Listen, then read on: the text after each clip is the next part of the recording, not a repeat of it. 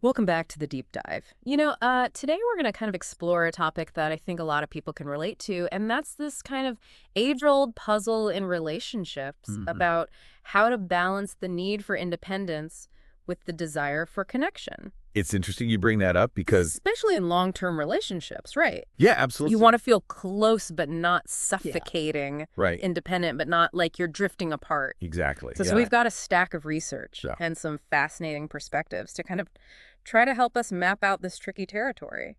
Absolutely. And what's interesting is that, it's not just about, you know, uh, finding a compromise. Yeah. It's actually essential for a relationship to thrive, this balancing act. Oh, interesting. Yeah. So think of it like this.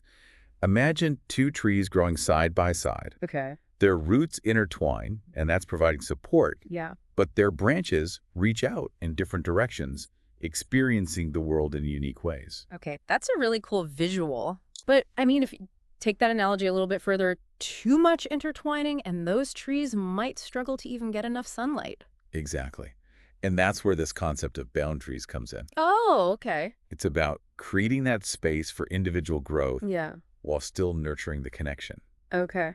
Boundaries are like those clearly defined rings around a tree, Mm-hmm. ensuring it has enough room to flourish. So we're not talking about like building walls, but rather setting healthy limits. Precisely. Okay. It's about, feeling comfortable expressing your need for personal space or time, Yeah. whether it's to pursue hobbies, connect with friends, or simply have some quiet time just to recharge.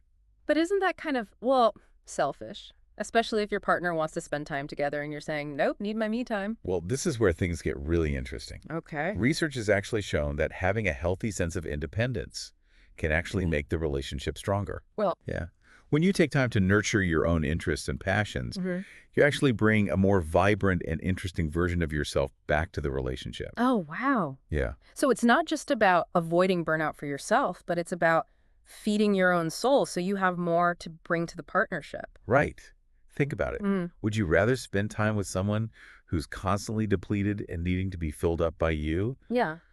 or someone who's excited about life, pursuing their own things, and genuinely happy to see you? Okay, that makes total sense. It's like that saying, absence makes the heart grow fonder. Right. But how do we know how much space is enough or too much? Well, this is where understanding attachment styles can be so helpful. Okay. It's a psychological framework that explains how we relate to others in close relationships. No, okay. Some people are naturally more independent, while Oh, others no. crave more closeness. Yeah.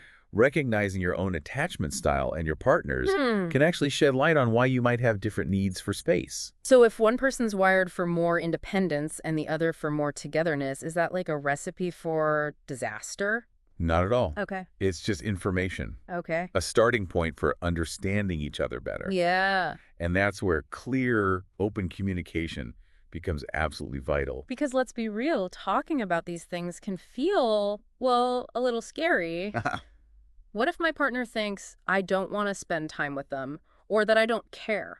Yeah, and that's why it's so important to approach these conversations with a spirit of curiosity and understanding Okay. rather than blame or judgment. Yeah. One technique that can be really helpful is called nonviolent communication. Okay. It's about expressing your needs and feelings in a way that's honest, but also respectful of your partner. Okay. So instead of saying, you never want to do anything with me, Yeah. it's more like, hey, I've been feeling a little disconnected lately. Would you be open to spending some quality time together this weekend? Exactly. And it's not just about expressing your needs, it's also about actively listening to your partners. Uh, Put down your phone, make eye contact, and really try to understand where they're coming from. It sounds like we're talking about a different kind of togetherness here. Yeah. Not just being physically present, Right. but truly connecting on an emotional level. That's such a great point. And that brings us to another crucial aspect of balancing independence and togetherness. Okay. The concept of quality time versus simply spending time together. Because let's be honest, you can be in the same room with someone and feel totally alone. Exactly. So how do we create that quality time where we're truly present and engaged with each other? One way is to be intentional about the activities you choose to do together. Oh. Yeah. It doesn't have to be fancy dinner dates or elaborate vacations. It could be as simple as cooking a meal together, going Yeah. for a walk, Right. or even just sitting down to have a meaningful conversation without distractions. It's about choosing activities that foster connection rather than just filling up the calendar. Exactly. And that's where shared goals and values come in. So even if you're both off doing your own thing, there's a sense of unity and purpose that keeps you connected on a deeper level. Precisely. And that's what we'll be exploring in more depth in part 2 of this deep dive. Okay. We'll look at practical strategies for identifying those shared values Right. and how to nurture them, even while pursuing individual interests. So we've talked about boundaries, Yes. communication, Mhm. and the difference between spending time together and truly connecting. Yes. Any final thoughts before we wrap up this part of our deep dive? Well, I think if we connect this to the bigger picture, this whole dance of independence and togetherness Mhm. is really about creating a relationship that allows both partners to flourish, Yeah, both as individuals and as a couple. right. It's a journey, Yeah. not a destination. Absolutely. And it requires ongoing communication, flexibility, and a willingness to keep learning and growing together. Love that. We'll be back with part 2, where we'll dive even deeper into those shared goals and values and how to make sure those conversations about boundaries and needs actually lead to positive change. Welcome back to the deep dive. Picking up right where we left off, exploring this intricate dance of independence and togetherness in relationships. In part 1, we Yeah. talked about, setting those healthy boundaries, Right, understanding attachment styles, and kind of mastering the art of nonviolent communication. right. And we dove into that whole idea of quality time versus simply being in the same room together. Exactly. And I love that visual of those two trees growing side by side, intertwined roots,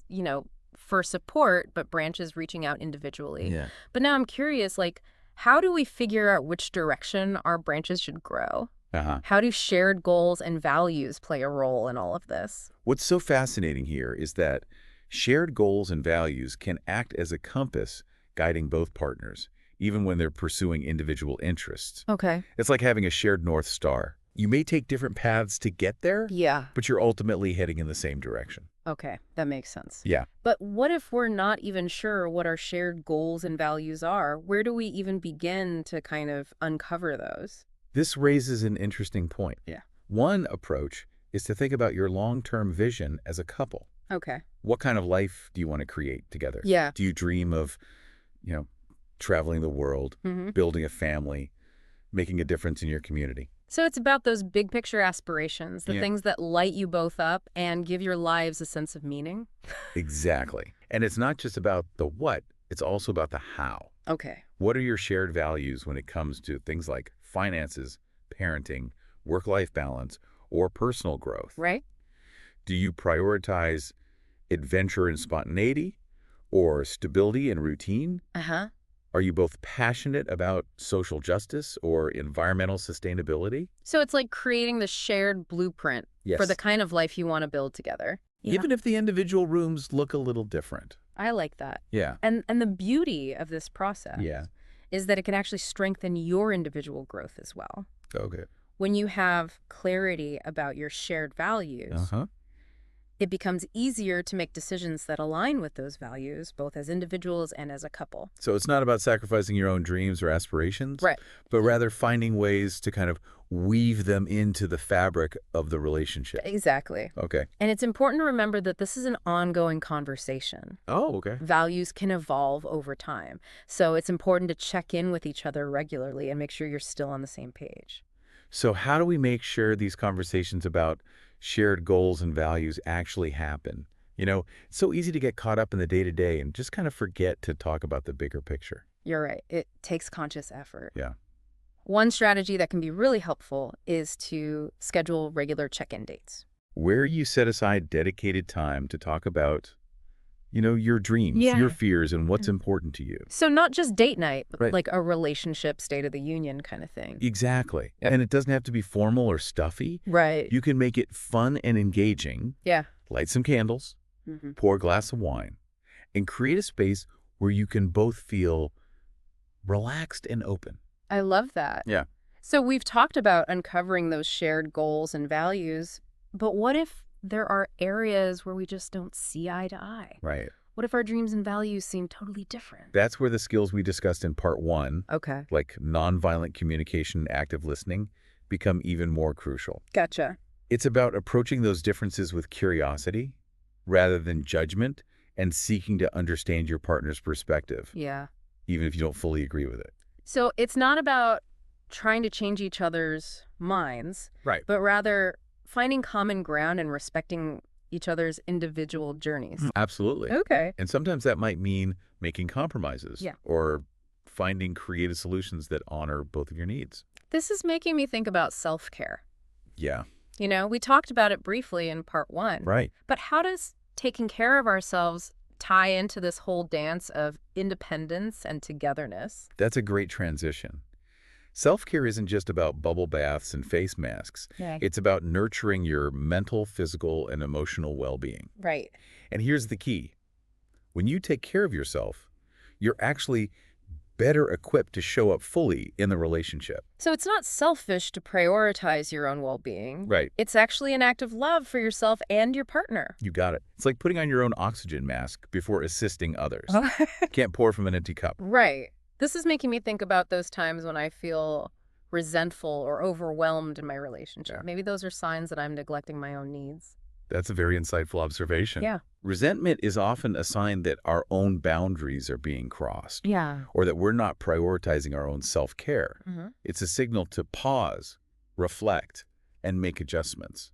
So self-care isn't just about feeling good. Right. It's about creating a foundation for a healthier and more fulfilling relationship. Precisely. Okay. It's about empowering yourself to show up as the best version of you, both for yourself and for the person you love.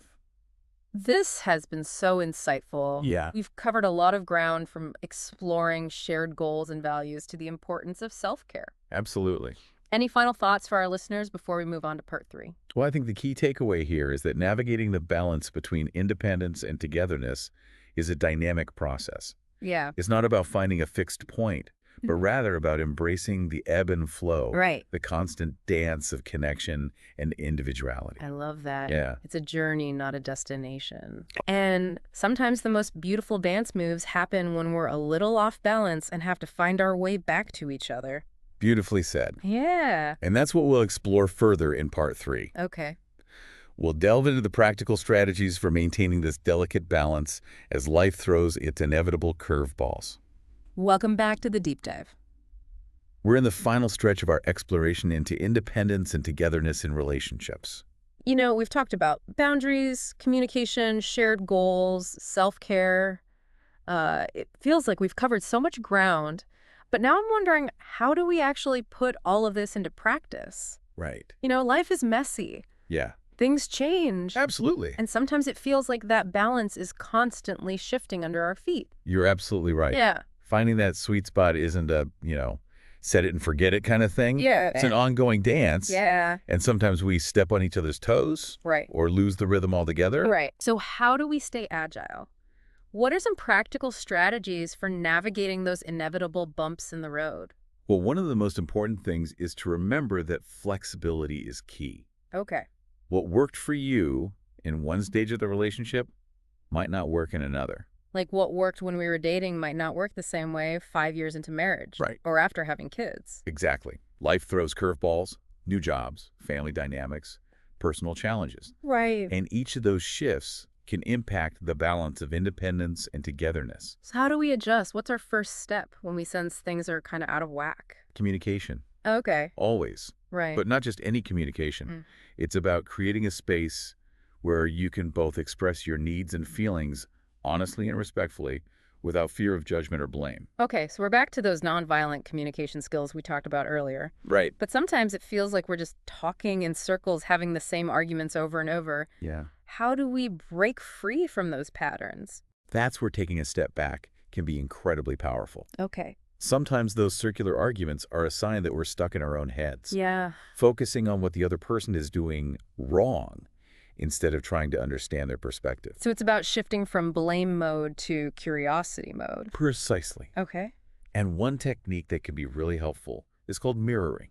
Okay. It's a simple but profound way to make sure you're truly hearing your partner. How does that work? So when your partner expresses something, instead of immediately responding with your own thoughts or feelings, you simply reflect back what you heard them say. Okay. What I'm hearing you say is, or, it sounds like you're feeling. It seems so basic, but I can see how that would force you to really listen. Right. Rather than just waiting for your turn to speak. Exactly. Yeah. And when your partner feels heard and understood, Yeah. It creates a sense of safety and connection that can pave the way for more constructive conversations. Okay, so communication, Yes. flexibility, Uh-huh. active listening, these are all crucial for maintaining that balance as life throws its curveballs. Absolutely. But what about those times when it feels like we're growing in different directions? Yeah. Is it even possible to stay connected when our individual paths seem to be diverging? That's a question a lot of couples grapple with. Yeah. And the answer, in my opinion, lies in the difference between independence and isolation.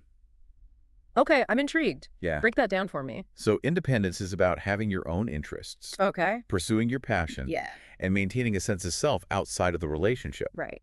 Isolation is about withdrawing, disconnecting, Yeah. and creating distance. So it's possible to be independent without becoming isolated. Absolutely. In Mm. fact, I'd argue that a healthy dose of independence can actually enhance the connection. Really?